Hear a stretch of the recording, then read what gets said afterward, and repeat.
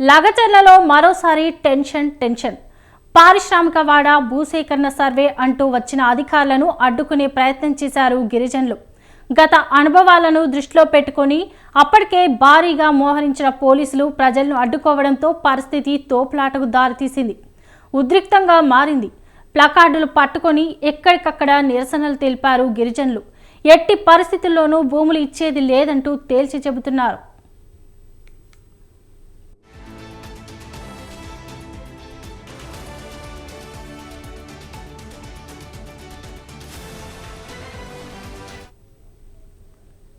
మా అనుమతి లేకుండా పొలాల్లో ఎలా సర్వే చేస్తారు అంటూ ఎక్కడికక్కడ నిలదీస్తున్నారు లగచర్ల రైతులు. దీంతో మరోసారి దుద్యాల మండలం లగచర్లలో తీవ్ర ఉద్రిక్త పరిస్థితులు నెలకొన్నాయి.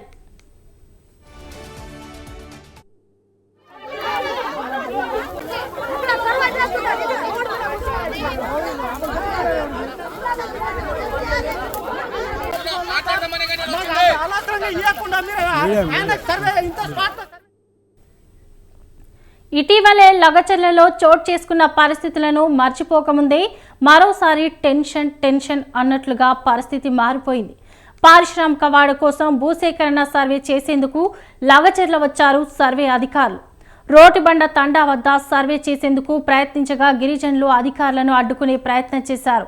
భారీగా తరలివచ్చిన పోలీసులు ప్రజలను వెళ్లనీయకుండా అడ్డుకున్నారు. దీంతో గిరిజనులకు పోలీసులకు మధ్య వాగ్వాదం తోపులాట జరిగింది. పరిస్థితి తీవ్ర ఉద్రిక్తంగా మారింది. జోలికి రాకు, మా ఈ కొలతల కాడికి మాత్రం రాకు. ఊర్లో ఎవరో ఇద్దరు ముగ్గురు కాపర్లు ఉన్నారంట, వాళ్ళకు మరి మా భూములు కావాలంట. లమ్మడోళ్ళు భూములు అంటున్నారు కదా, ఆ కాపర్లని వాళ్ళ భూములు మాకు రాసి ఇమ్మను, వాళ్ళ భూములు మాకు రాసి ఇమ్మను, మా భూములు వాళ్ళకి ఇస్తాము. ఎవరున్నారో వాళ్ళు ముందలకన్నా రావాలి కదా సార్. ఇద్దరు ఉన్నారు రెడ్డిలు, రెడ్డిలు ఇస్తున్నారు కదా, వాళ్ళ భూములు చూసుకోండి సార్. రెడ్డిల పేరుగా ఏం చెప్పుకోవద్దు సార్, పేరు చెప్పేది కూడా టైం వస్తుంది. చెప్తా, అది కూడా పేరు చెప్తుంది, త్వరలోనే పేర్లు వస్తాయి. పేర్లతో సహా పెడతాము. ఈపులు వలుగుతాయో ఈడికి మా కొట్టుకున్నాము. వేల మంది పోలీసులను పెట్టి ఫుల్ తాగి తందనాలు ఆడి లైట్లు బంద్ చేసి లాస్ట్ కోడంగల్ ముట్టనీయకుండా కోజ్కి మద్దూరు పిఎస్కి అందరికి అటాచ్ చేసాడు. దాని తర్వాత మేము యాస్ట్రా కొని చిన్న విషయము భూసేకరణ ఎక్కడ పెట్టాడు, దుద్దాల దగ్గర పెడితే ఇక్కడ లగచర్లలో ఆయన కలెక్టర్ గారు వస్తే చిన్న విషయంలో గొడుగు అయిపోతే ఆ గొడుగు అయిన దాని మీదనే ఒక్కరొక్కరికి నాలుగు కేసులు పెట్టాడు. ఒక్కరొక్కరి పైన 4 కేసులు. 40 రోజుల నుంచి 60 రోజుల వరకు ఒక్కరికి బిల్లులు రావటం లేదు. రోజుల వరకు జైల్లో ఉన్నారు. జైల్లో ఉంటే కూడా అపార్ట్మెంట్ లేదు, ఏది పర్మిషన్ లేదు, మాకేం సహాయకరం చేయకుండా. గిరిజనులు పెద్ద ఎత్తున ముందుకొచ్చి ప్లకార్డులు ప్రదర్శించారు. తమ అనుమతి లేకుండా సర్వే ఎలా చేస్తారని ప్రశ్నించారు. అయినా సరే పోలీసు బందోబస్తు మధ్య అధికారులు సర్వే నిర్వహించారు. దీనిపై గిరిజన రైతులు పెద్ద ఎత్తున మండిపడుతున్నారు. 500 మంది దింపిండ్రు పోలీసు వాళ్ళకు. మాకు అవసరం లేదు, మేము భూమి ఇయ్యము. ఎవరికి ఏమైనా దౌర్జన్యం మేము ఒకటే ముందరికి రండి, మేము మాట్లాడితే ఏమైనా ఉంటే. కానీ దౌర్జన్యం చేసి మాకు కొట్టి అది కేసులో పంపించేది తప్పు. ఏమైనా చేస్తే కూడా కానీ మేము భూమి ఇయ్యము, ఏమి ఇయ్యము. కానీ ఆల్మోస్ట్ ప్రాణం పోయినా పర్వాలేదు, మాత్రం ఆల్మోస్ట్ మేము మాత్రం భూమి ఇయ్యము. ఒకటి ఎస్టీలం సార్, మాకేమైనా జాబులు లేవు, ఏం లేవు. ఉన్న భూమి 1 ఎకరా 2 ఎకరాలు ఉంటుంది. దాంట్లో 2-3 పిల్లలు సార్ దాంట్లోనే దున్నుకొని బతుకుతున్నారు. ఆ భూమి కూడా లక్షలు పెట్టి లెవెల్ చేసి బోర్లు వేసి మంచిగా లెవెలింగ్ చేసుకున్నాము.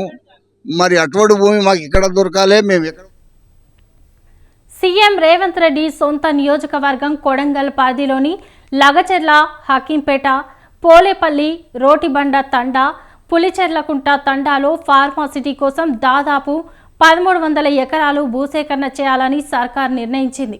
ఈ మేరకు 3 నెలల క్రితమే ప్రజాభిప్రాయ సేకరణకు వెళ్ళగా కలెక్టర్తో పాటు అధికారులపై గిరిజనులు, రైతులు దాడి చేశారు. అప్పట్లో జరిగిన ఈ దాడి రాష్ట్ర వ్యాప్తంగా తీవ్రంగా ప్రకంపనలు సృష్టించింది.